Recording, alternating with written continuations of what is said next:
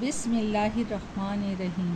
السلام علیکم دوستو، آج میں آپ کے لیے لے کے حاضر ہوئی ہوں ایک باہمت خاتون کی کہانی جس نے اپنا وقت اور پیسہ درست سمت میں خرچ کر کے اپنے زندگی کی ساری تکلیفیں دور کر لیں۔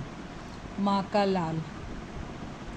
مریم خاتون کی عمر ابھی 34 سال تھی کہ وہ بیوہ ہو گئی۔ ان کے خاوند کا ایک روڈ ایکسیڈنٹ کے نتیجے میں انتقال ہو گیا۔ مریم کا صرف ایک ہی بیٹا تھا، حنان، جس کی عمر اس وقت صرف 6 سال تھی اور وہ ایک پرائیویٹ اسکول میں کلاس 1 میں پڑھتا تھا۔ مریم کی بیویگی کا جس نے بھی سنا بہت افسوس کیا۔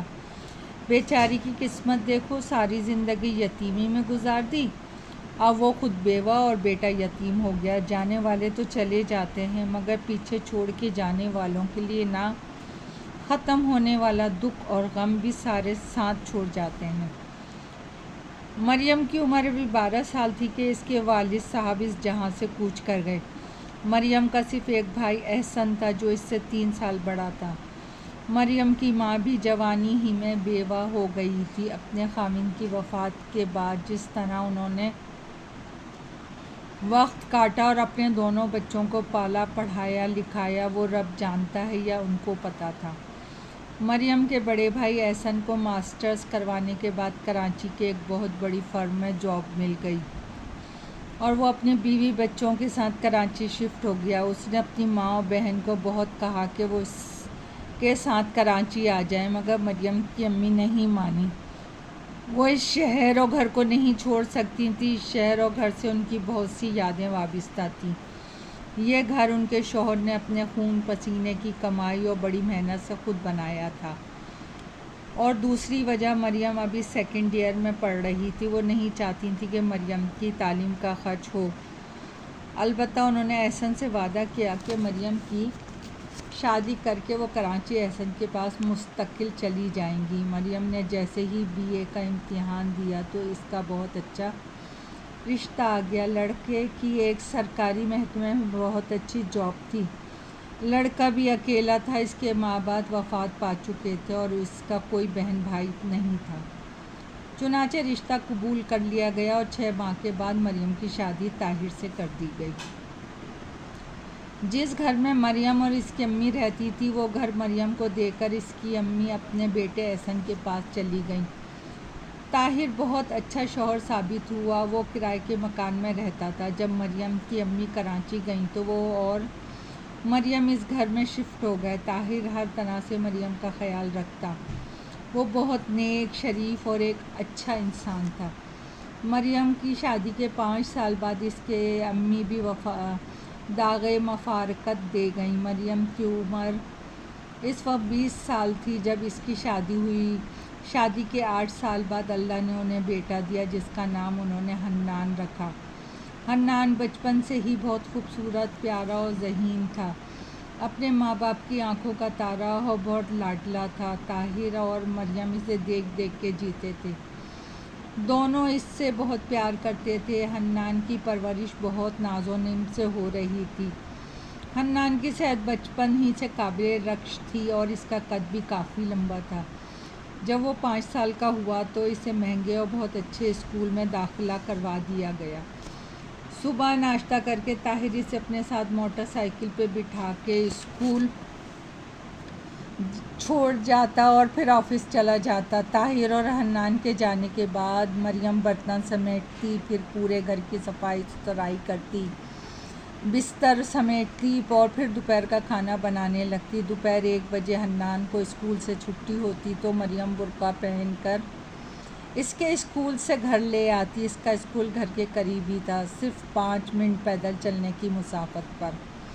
حنان کو اسکول سے واپس لا کے وہ اسے دوپہر کا کھانا کھلاتی اور اسے سلا دیتی۔ پھر 4 بجے وہ اٹھتا تو اس سے اسکول کا ہوم ورک کرواتی، پھر وہ اپنے کھلونے سے کھیلنے لگتا۔ شام 5 بجے طاہر بھی اپنے آفس سے گھر آ جاتا۔ ان کی زندگی اسی طرح ہنسی خوشی اور پیار میں گزر رہی تھی۔ وہ بہت آرام اور سکون سے رہ رہے تھے مگر کہتے ہیں کہ انہونی کو کون ٹال سکتا ہے۔ ایک دن طاہر بہت ہنستا ہوا اپنے آفس گیا۔ وہ اپنی موٹر سائیکل پر گھر واپس آ رہا تھا کہ ایک ڈمپر اس کا ایکسیڈنٹ ہو گیا اور موقع ہی پہ اس کی موت واقع ہو گئی۔ جب طاہر کی میت گھر آئی تو مریم پہ غشی کے دورے پڑنے لگے۔ اس کی تو دنیا ہی اندھیری ہو گئی۔ اس کے بھائی بھابھی اور بچے کراچی سے آ گئے اور اگلے دن طاہر کی تدفین کر دی گئی۔ پورے 10 دن اس کا بھائی بھابھی اس کے پاس رہے۔ انہوں نے بہت زور دیا، بڑی منتیں کی کہ اس کے ساتھ کراچی چلی جائے، مگر مریم کسی صورت نہیں مانی تو اس کا بھائی اور بھابھی مایوس ہو کے واپس کراچی چلے گئے۔ طاہر کا ایک دوست ریاض تھا، اس کے طاہر سے بہت اچھے مراسم تھے۔ طاہر کی وفات کے بعد اس نے مریم کا بہت ساتھ دیا اور کہا، مریم آپ میری بہن ہو، کوئی کام ہو مجھے بلا جھجک بتانا۔ وہ ہمیشہ اپنی بیوی کے ساتھ مریم کے گھر آتا۔ ریاض کی کوششوں سے طاہر کی انشورنس کے پیسے تقریباً 12 لاکھ روپے سے ملے اور طاہر کی پینشن اور گریجویٹی کے پیسے بھی مریم کو مل گئے۔ مریم نے جب اپنی عدت پوری کی تو وہ ریاض کے ساتھ طاہر کے آفس گئی، کیونکہ پینشن کے لیے اس کے بہت سارے کاغذات پہ دستخط ہونے تھے۔ طاہر کے آفس کے جو سب سے بڑے باس تھے وہ 20 اسکیل کے آفیسر تھے اور بہت اچھے اور ہمدرد اور مخلص انسان تھے۔ انہوں نے مریم سے پوچھا کہ بہن آپ کی تعلیم کتنی ہے؟ تو جواب میں مریم نے اپنی تعلیم گریجویشن بتائی تو وہ افسر کہنے لگے، ہمارے محکمے کا قانون ہے اگر کسی ملازم کی دوران سروس موت واقع ہو جائے تو امپلائی سن کوٹے کے تحت اس کے کسی بچے کو فوری طور پہ ملازمت دے دی جاتی ہے۔ اب آپ کا بیٹا بھی صرف 6 سال کا ہے تو اس کی جگہ آپ کو ملازمت مل سکتی ہے۔ آپ سوچ سمجھ لیں، اگر آپ کا ارادہ ہو تو آپ ایک درخواست لکھ کر دے دیں تو آپ کی جاب لگ جا سکتی ہے۔ تو مریم یہ کہہ کے اٹھ گئی، ٹھیک ہے میں آپ کو بتا دوں گی۔ گھر آ کے مریم نے سب سے پہلے ریاض بھائی کے مشورے سے اپنے گھر میں کچھ تبدیلیاں کی۔ گھر کی اوپر والی منزل پہ ایک پورا پورشن تعمیر کروایا اور یہ سارا اس نے اپنے خاوند کے ملنے والے انشورنس اور گریجویٹی کی رقم سے کروایا۔ مکان کی تعمیر کا کام ریاض بھائی نے اپنی نگرانی میں کروایا۔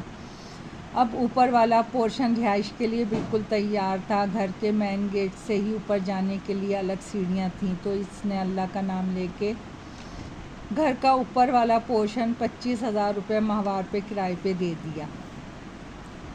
دوستو کہانی بھی جاری ہے، پسند آئے تو لائک اور سبسکرائب کیجیے گا۔ آپ کی دعا کی طلبگار۔